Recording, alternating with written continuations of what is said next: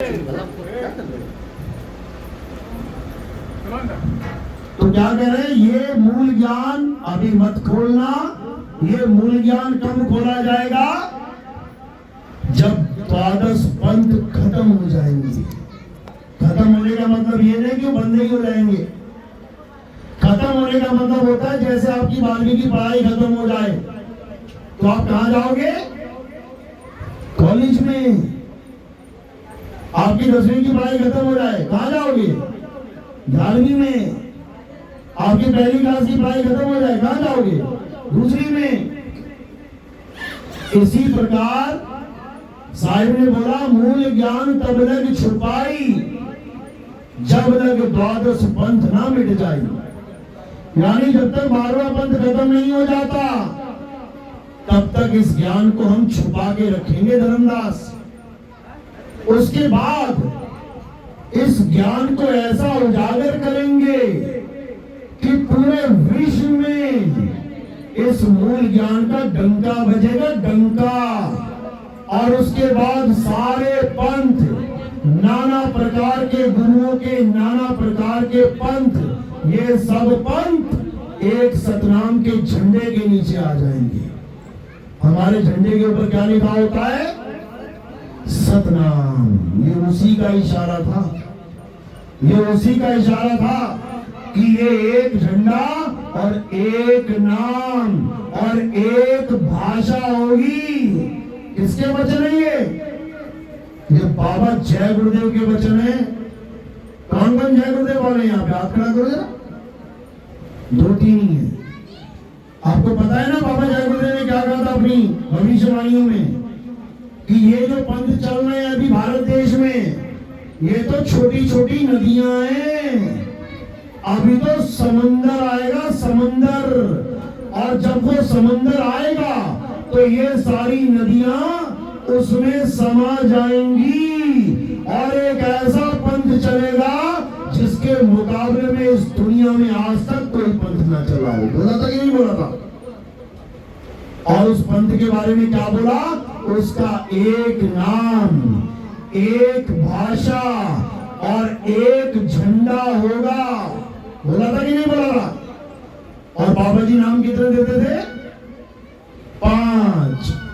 जो खुद 5 नाम देता था वो सबको जगा के गया कि जो आने वाला पंथ है वो 5 नाम नहीं, एक नाम देगा। एक नाम, एक झंडा, एक भाषा। ये अलग अलग भाषाओं के नाम नहीं होंगे कि हिंदुस्तानी हिंदी में जपेगा, अरबी अरबी में जपेगा, जापानी लड़का जापानी में जपेगा, चाइनीज लड़का चाइनीज में जपेगा। ये सारी भाषा खत्म हो जाएंगी। कितनी भाषा चलेगी? एक भाषा। समझ लो, ये बाबा जय गुरुदेव के वचन हैं। और उन्होंने अपनी वाणी में यह भी बोल दिया था कि आज जो तुम इन 5 नामों से पार हो रहे हो, बल्कि हो नहीं रहे थे, बोलना पड़ा मजबूरी में, और कोई ऑप्शन नहीं थी। उन्होंने बोला आज जो तुम इन 5 नाम से पार हो रहे हो, जब आने वाला महात्मा, भविष्य में आने वाला महात्मा जब उस सच्चे नाम का प्रचार करेगा तो वो एक नाम का प्रचार करेगा। और जब वो एक नाम का डंका बजेगा तब ये 5 नाम, ये जय गुरुदेव का नाम, इससे तुम्हारी मुक्ति नहीं होगी। किस किसने सुनी है? देखिए ये बात लिखी हुई, हाथ खड़ा करो। बहुत बढ़िया। क्योंकि ये सब प्रमाणित है, ये सब प्रमाणित है। कबीर सागर में प्रमाणित है कि एक पंथ आएगा, चलेगा और ऐसा चलेगा कि सब पंथ उसी में सिमट जाएंगे। क्या कह रहे हैं? 12 पंथ काल फुरमाना, भूले जीव न जाए ठिकाना। 13वें पंथ हम ही चले आए, सब पंथ मेट के एक पंथ चलाएं। ये कबीर सागर की वाणी है। पढ़ लेना अच्छे से। तो कौन सा पंथ है जो एक कर देगा सबको? ये तो खुद वंश 42 वाले जितने हैं वो 2 पंथों में बट गए। जो कबीर साहब अनुराग सागर, कबीर सागर धर्मदास से लिखवा रहे हैं, वो एक करने की जगह वो खुद ही एक पंथ 2 पंथ में बट गया। एक वंश 42 दामाखेड़ा में चल रहा है, एक काशी में बैठा हुआ है। अब ये 2 आशीर्वाद कहां से आ गए? अरे दिया होगा तो एक दिया होगा। यहां अपने मन के आशीर्वाद चल रहे हैं। किसी भी गुरु के पास जाओ, थोड़ा सा ज्ञान उठाओ और अपना अलग पंथ बना लो, हो गया आशीर्वाद। भैया ये काम नहीं है, इससे दाल गलने वाली नहीं है। ये मन सबको बेवकूफ बना के बैठा है। ये सब मन की चाल है, और इस मन की चाल में जो फंस गया, फिर ये मन बहुत बुरी हालत करने वाला है।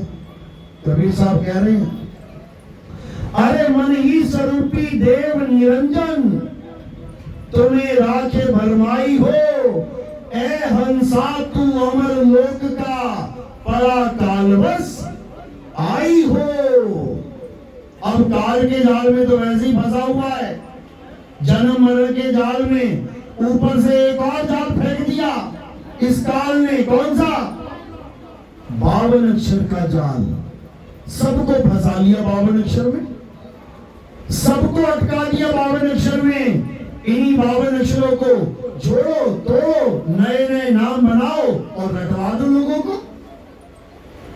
गुरु ग्रंथ साहब में कबीर साहब कह रहे हैं, अरे 52 अक्षर जोड़े आन, सत्या न अक्षर एक पहचान।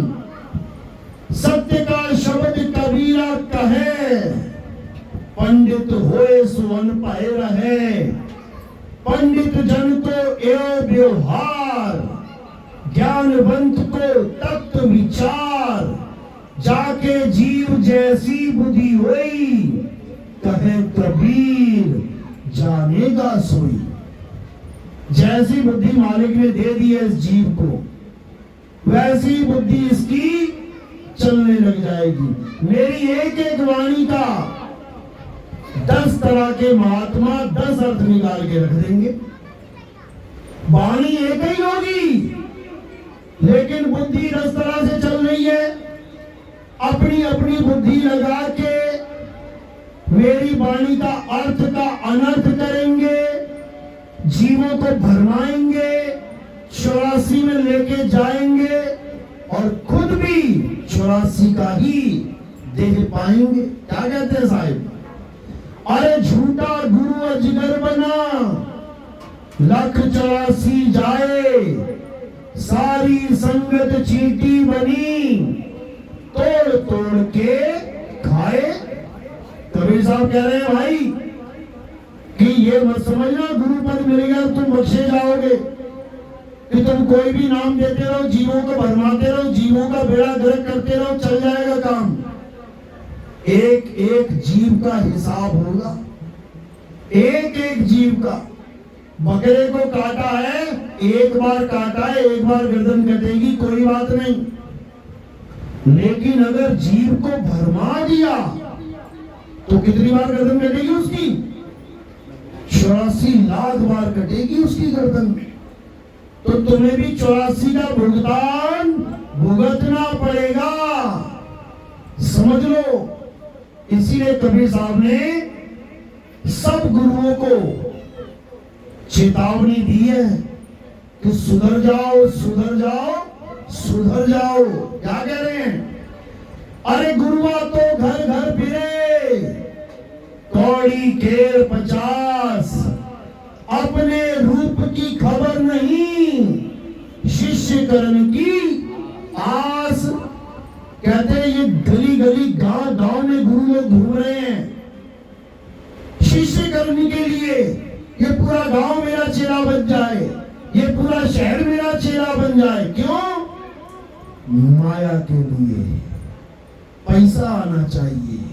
समझो, अपने रूप की खबर नहीं, उस गुरु को अपने रूप की खबर नहीं है कि मैं क्या हूं।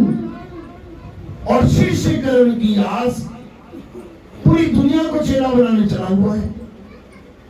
जब तक अपने रूप को नहीं जान गए तुम किसी का कल्याण नहीं करा सकते, समझ लो। तो ये लोग अपने रूप को तो जानते नहीं और मंत्रों के चक्कर में लोगों को फंसाते हैं। क्या करें कबीर साहब, अरे घर घर मंत्र देत फिरत हैं, माया के अभिमाना, गुरुआ सहित शिष्य सब बूढ़े, अंत काल पछताना, साधो देखो ये जग बौराना। ये पागल हो गए सब लोग। ये 52 अक्षरों को जपा जपा के कहते हैं यही सतनाम है, यही सारनाम है, जबकि ये नहीं जानते कि सत्य नाम, सार नाम, सार शब्द, अबोल नाम, अडोल नाम, अमी नाम, अजर नाम, अमर नाम, ये सब तुम्हारा स्वरूप है। ये तुम्हारे स्वरूप के नाम रखे गए हैं, अजर नाम। कौन सा नाम अजर? कौन सा नाम अजर है? अभी सारे नाम लिख के सब मिटा देता हूं, बता दो कौन सा नाम अजर है? कौन है अजर? अजर का मतलब अमर नाम, अमर का मतलब समझो। ये उसकी बात की जा रही है जिसको ना कोई काट सकता है, ना कोई जला सकता है, ना कोई सुखा सकता है। कौन है वो? आत्मा। आत्मा ही तुम्हारा स्वरूप है। और ये जो तुम काया लेके बैठे हो ये क्या है? 5 तत्वों का पुतला। ये वायु, अग्नि, धरती, आकाश और जल का पुतला है, गुरुजी नहीं है कि तुम इसको गुरुजी मान लो। ये जो शरीर दिख रहा है ये 5 तत्वों का पुतला है। सबसे ऊपर आकाश, उसके नीचे वायु चल रही है, देखो वायु, आकाश, वायु, इसके नीचे क्या है? अग्नि। हाथ लगा के देखो पेट के पास, गरम गरम लगेगा। उसके नीचे क्या है? जल। उसके नीचे क्या है? धरती। ये 5 तत्व काम कर रहे हैं अपना। ये 5 तत्व गुरु नहीं है कि तुम गुरु जी की फोटो लगा के बैठे और अगरबत्ती कर रहे हो, मेरे गुरु जी, मेरे गुरु जी। ये 5 तत्व भी किसी का गुरु जी होता है क्या? अगर 5 तत्वों की पूजा करनी है तो आकाश की तरफ अगरबत्ती कर दो, पानी की तरफ अगरबत्ती कर दो, हवा चले अगरबत्ती घुमा दो, धरती की तरफ अगरबत्ती कर दो, आग की तरफ अगरबत्ती कर दो। ये 5 तत्व ही तो ये बने बैठे हैं। उन तत्वों की अगरबत्ती करना ही इन तत्वों की अगरबत्ती है। ये शरीर गुरु नहीं है। गुरु कौन है? कौन है गुरु? कौन है? आत्मदेव गुरु है। आत्मदेव गुरु है। इस चाम के महल में बोलता है गुरु, समझ लो। चाम के महल में बोलता राम है, तू राम और चाम को चीन भाई। चाम को अलग कर ले, राम को अलग कर ले, नीर को अलग कर ले, क्षीर को अलग कर ले। नीर क्षीर का करे निबेड़ा और कहे कबीर सो हंस है मेरा। मेरा हंस वो है जो आत्म ज्ञान को प्राप्त करे। मेरा हंस वो नहीं है जो इस माटी के शरीर को गुरुजी गुरुजी गुरुजी कर रहा है। इस शरीर को तो गुरु चला रहे हैं, गुरुजी चला रहे हैं शरीर को। गुरुजी जिस दिन छोड़ देंगे ये शरीर ढेरी हो जाएगा मिट्टी की। 4 लोग लेके जा रहे होंगे चलावा आरती चौका करने, ले चलो इसको, हो जाएगी हालत खराब। गुरु कभी नहीं मरता। गुरु कौन है? शब्द गुरु है। नानक साहब समझा रहे हैं, शब्द गुरु सुरत धुन चेला। असली गुरु कौन है? शब्द है। चेला कौन है? सुरता है, सुरत चेला है। कबीर साहब क्या कहते हैं? कबीर साहब ने भी गुरु बनाया था एक, क्या नाम था उसका? रामानंद। बना तो लिया साहिब ने मजबूरी में। क्यों बनाया था? क्योंकि रामानंद किसी नीच जात वाले को चेला ही नहीं बनाता था और उस वक्त वही सबसे मशहूर गुरु था। तो कबीर साहब ने क्या खेल खेला, क्या लीला करी? सुबह सुबह जाके काशी में पंचगंगा घाट पे सीढ़ियों में बच्चा बन के लेट गए। 6 महीने का अबोध बालक। वैसे कितनी उम्र थी? 6 साल की उम्र थी। 6 महीने का अबोध बालक बन के लेट गए। अब गुरुजी सुबह सुबह स्नान करने जाते थे। जैसे ही नदी में उन सीढ़ियों पे उतरे, सीधे सिर पे पैर लगा। अब सिर पे पैर लगा तो बच्चा रोने लगा। अब गुरुजी ने इधर देखना उधर, उठा के बच्चे को गले से लगा लिया। क्यों लगा लिया? क्योंकि जात पात क्या पूछे हम 6 महीने के बच्चे की, क्या तेरी जात है? नहीं तो बहुत होशियार था वो, बात बाद में करता था, पहले जात पूछता था, क्या जात है भाई तेरी? तो जब बच्चे को गले से लगा लिया और बोला बेटा राम राम बोल, रो मत, राम राम बोल, तो वहां पे कबीर साहब ने दीक्षा ले ली राम राम की। लेकिन कल को मुकर जाएगा गुरुजी कि तू मेरा चेला नहीं, मैं तेरा गुरु नहीं। क्यों? मैं नीच जात वालों को चेला बनाता ही नहीं, मेरे सारे चेले उच्च कुल के ब्राह्मण हैं। अब क्या करें? तो कबीर साहब ने क्या किया, उसके गले के जो मोती थे उनको, माला को तोड़ दिया। एक मोती अपने हाथ में छुपा लिया, बाकी सारे मोती गिर गए नीचे। एक मोती क्यों छुपा लिया? क्योंकि कल को जब मैं जाऊंगा और कहूंगा कि आप मेरे गुरु, मैं आपका शिष्य, तो ये मानेंगे नहीं गुरुजी, क्योंकि मैं 6 साल का बच्चा बन के जाऊंगा, 6 महीने वाला तो जाऊंगा नहीं। कहते मानेगा नहीं तो क्या करना पड़ेगा? एक मोती जो इनका छुपा लिया मैंने, वो दिखाऊंगा कि देखो आपने मुझे राम राम की दीक्षा दी थी। इसीलिए कबीर पंथी में एक मोती की माला मिलती है, कंठी माला कहते हैं उसको। हमारे पंथ में एक मोती की माला चलती है निशानी के स्वरूप कि ये कबीर पंथ की निशानी है। तो वो जो गुरुजी कबीर साहब ने किए, उन्हें करने की जरूरत नहीं थी, करने पड़े मजबूरी में, क्योंकि उनकी बात को कोई सुनता ही नहीं था। कहते थे इतना ज्ञान तेरे पास कहां से आया बता, तू निगुरा है, तू भले कितना ही बड़ा ज्ञान दे दे, निगुरे का ज्ञान ग्रहण करने योग्य नहीं होता। समझ लो, आज के जमाने में निगुरे गुरु बने बैठे हैं।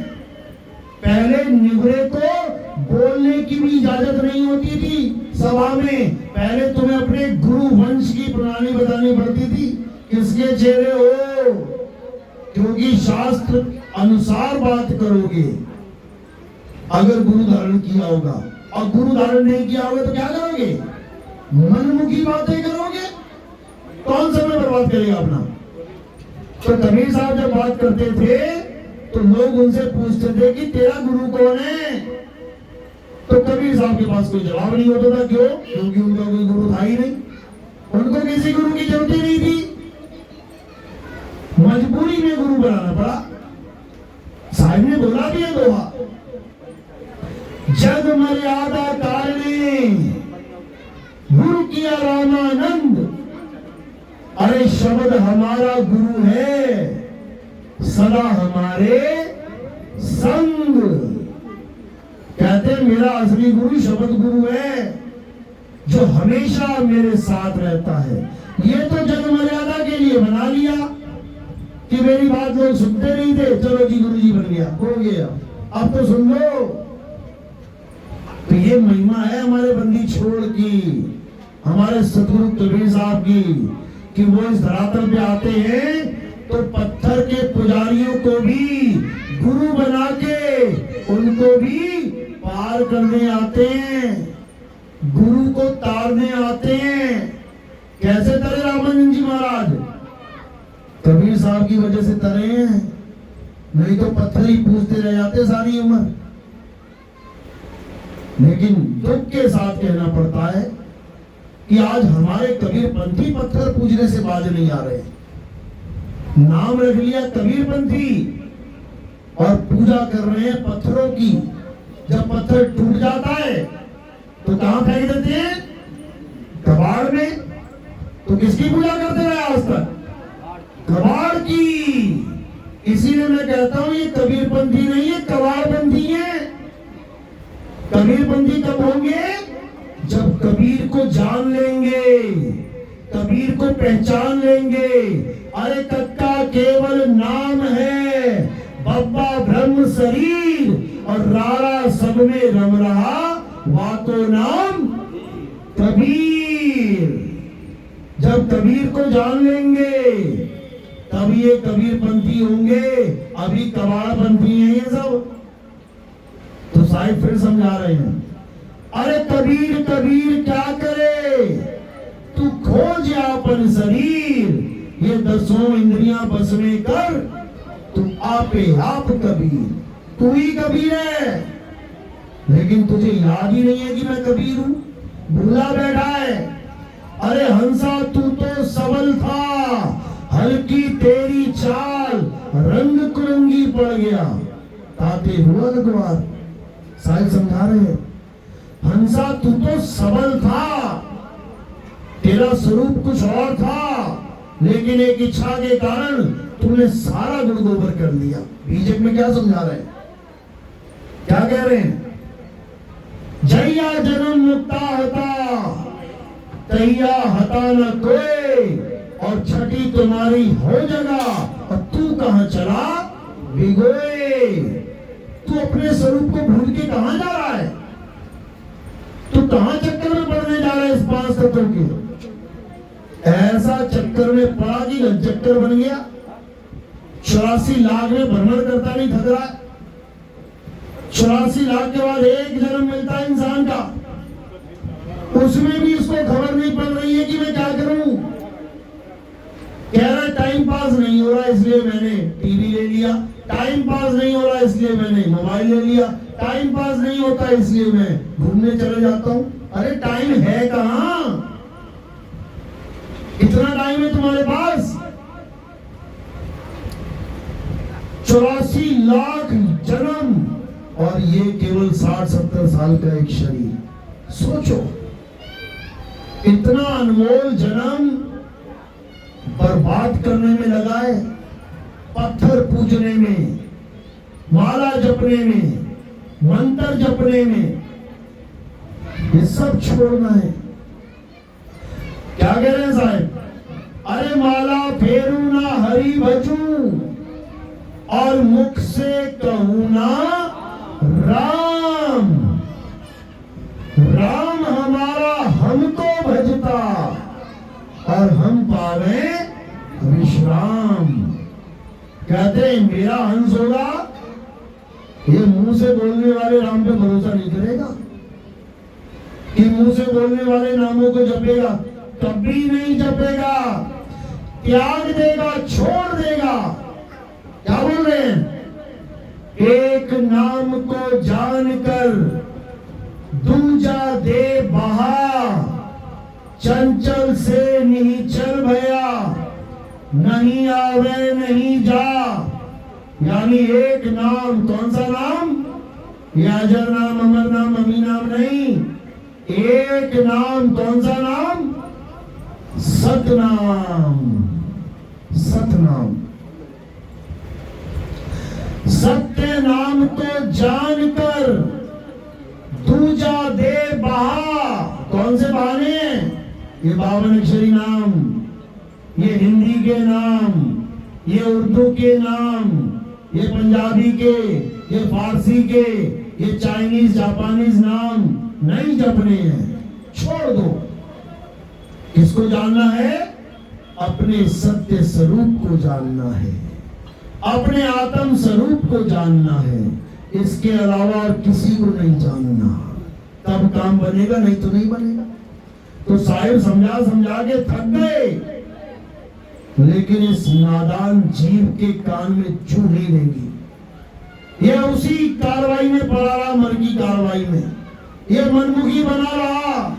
ये कबीर साहब की वाणियों को पीछे फेंकता गया। इसीलिए कबीर साहब ने कहा था कि एक ऐसा पंथ चलाऊंगा आके कि उसके बाद सारी दुनिया का अज्ञान खत्म हो जाएगा। ये प्रमाणित है। तो वही पंथ कौन सा पंथ है? हमारे सदगुरु मदन साहिब जी का पंथ है। मदन साहिब को कबीर साहब आज से लगभग 125 साल पहले प्रकट होके मिले, क्योंकि कबीर साहब किसी देव बंधन के गुलाम नहीं है, किसी माँ बाप के मिलन के गुलाम नहीं है कि माँ बाप की शादी नहीं होगी तो कबीर पैदा नहीं होगा। कबीर साहब पैदा नहीं होते, कबीर साहब प्रकट होते हैं। अरे पानी से पैदा नहीं और श्वासा नहीं शरीर, कछु आहार करते नहीं, वाको नाम कबीर। अरे गगन मंडल से उतरे साहिब सत्य कबीर, और जल जमाही पौधन किए दोनों दिन के पीर। समझ लो, वो प्रकट होते हैं। वो जैसे ही प्रकट हुए मदन साहिब के सामने, गर्दन काटने जा रहे थे अपनी मदन साहिब। क्यों? अष्टांग योग सिद्ध थे, अष्टांग योग सिद्ध थे।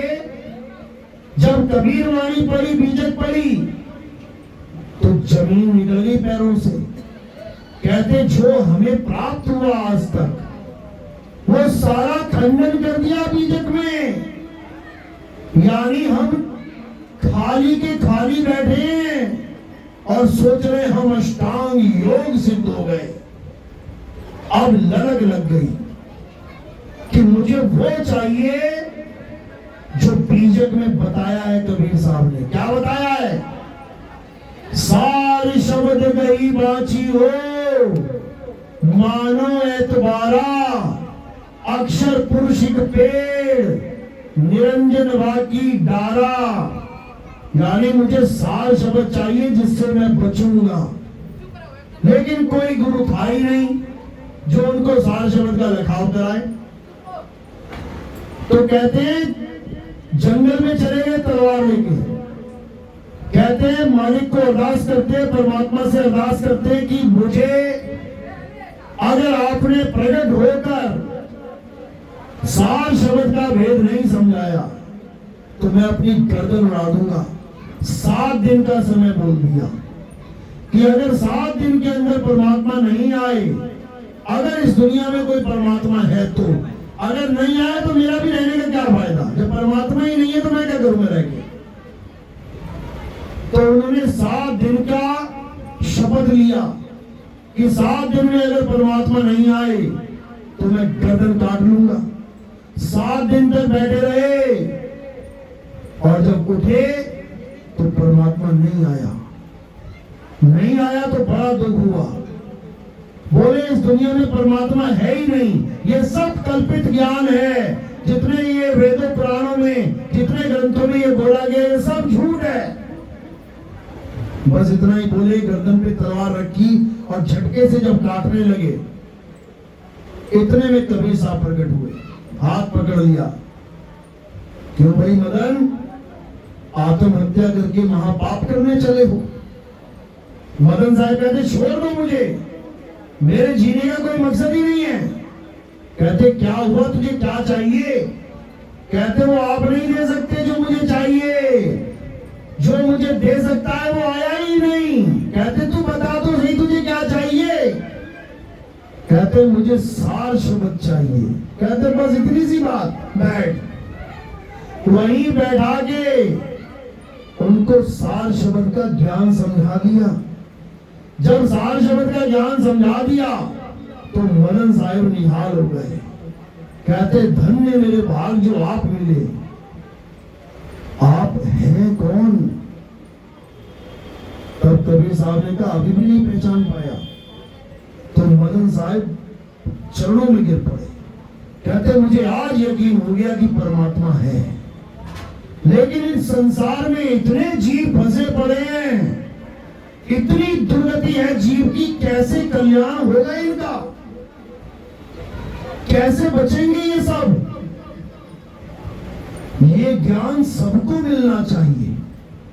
तो कबीर साहब ने क्या कहा कि ये ज्ञान सबको मिलेगा और तेरे ही द्वारा मिलेगा, तेरे ही पंथ के द्वारा मिलेगा। मदन साहब कहते मैं कैसे प्रचार करूंगा पूरे संसार में? तो कबीर साहब क्या कहते, चिंता मत कर, तेरे पंथ में 4 गद्दियां चलेंगी। कौन कौन सी? एक आचार्य गद्दी सबसे टॉप पे, एक दीवान गद्दी, एक कोतवाल गद्दी, एक कड़ीधार गद्दी। ये ऊपर की 3 गद्दियां जो होंगी, ये 3 मन के प्रभाव होंगे, ये मन की अवस्थाएं होंगी। यानी आचार्य गद्दी मतलब जिसके मन में आचार्य बनने की हवस होगी, वो आचार्य गद्दी का कहलाएगा। दीवान गद्दी यानी आश्रमों की देख रेख, सारा सिस्टम बनाना। कहते हैं जो जिसके मन में आश्रम बसा होगा, थोड़ा सा पैसा आया नहीं ये बनवा लूं, थोड़ा सा पैसा आया नहीं वो बनवा लूं, ये दीवान गद्दी होगी।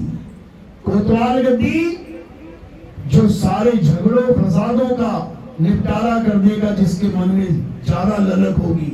आश्रम की जमीन पे कब्जा कर लिया, हम केस कर देंगे, ऐसा हो गया हम ये कर देंगे, झगड़ा हो गया हम ठीक कर देंगे।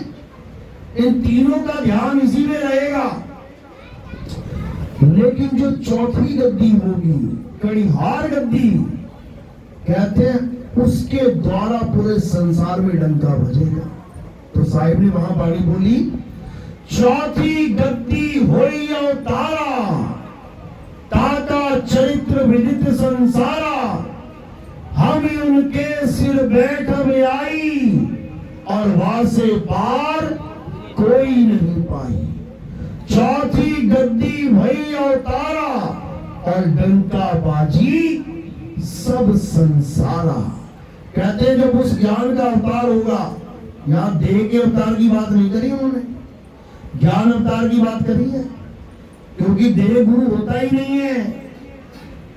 ज्ञान अवतार की बात करी कि जब वो ज्ञान प्रकट होगा, पूरे संसार को एक कर देगा। हर पंथ, हर धर्म का इंसान जब वो सत्संग सुनेगा, तो वो सत्य को जानकर नतमस्तक हो जाएगा, वो सत्य को काट नहीं पाएगा। ये वाणी में दर्ज है। कौन सा ग्रंथ है? अभिनंदन ग्रंथ। और दुख के साथ कहना पड़ता है, जिस गद्दी पे वो ग्रंथ छपा था, वही गद्दी के अब जो संत महात्मा बैठे हैं, वही उसको नहीं मानते। बताओ, इसी को कहते काल के दूतों की एंट्री। कबीर साहब ने मदन साहब को भी बोल दिया था, अरे बहुत मदन में पंथ चले हैं, बहुत ज्ञान कथ के समझई है, वाकी बात न मानो एका, सार शब्द में राखो टेका। ये तब बोला था 125 साल पहले। इसी पंथ का उजागर होना था, और सारे पंथ एक पंथ में समा जाएंगे। समा ही रहे हैं, आपके सामने ही है। जब मैं अकेला चला था तो मैं अकेला ही था, हमारे आश्रम वालों ने भी हमारा साथ ना दिया, आश्रम के साधु संतों ने टांग खींचने का काम किया। लेकिन आज वो समय है जब हर इंसान इस ज्ञान को सुनता है, समझता है, और अपने जीव का कल्याण करने के लिए सतनाम के झंडे के नीचे आ जाता है। ये है वो पंथ। ये 52 अक्षरी पंथ नहीं है, समझ लो। बात समझ में आ रही है मेरी? किस किस के समझ में आ रही है? हाथ खड़ा करो जरा। बहुत अच्छी बात है। अगर ये जीव जाग गया, अगर ये जीव जाग गया तो इसे भरमाने वाला कोई माई का लाल पैदा नहीं हो सकता। भरमाए तब जा रहे हैं क्योंकि सोए हुए हैं। और कबीर साहब क्या कह रहे हैं? मैं कहता हूं जागत रहियो और तू जाता है सोई रे। तेरा मेरा मनवा कैसे एक होई रे। कैसे एक होगा? अब होगा, अब जगेंगे सब, क्योंकि समय आ गया है मेरे भाइयों, समय आ गया है। चलो तो आज का सत्संग यही समाप्त करते हैं। परमात्मा से अरदास करता हूं कि जितने भी जीव यहाँ बैठे हैं सबके अज्ञान का नाश हो, सबको ज्ञान की प्राप्ति हो, परमात्मा का दिव्य संदेश सबके हृदय में घर करे, कबीर साहब की वाणी सबके हृदय में विराजमान हो, असत्य का नाश हो, सत्य की जीत हो। बोलिए परमपिता परमात्मा की, सदगुरु बंदी छोड़ कबीर साहेब की, सभी संतों की, सभी भक्तों की, आज के आनंद की, सकल हंस के बंदगी साहेब बंदगी। सतनाम सतनाम। अब आरती का समय है। हमारे आरती किसकी होती है?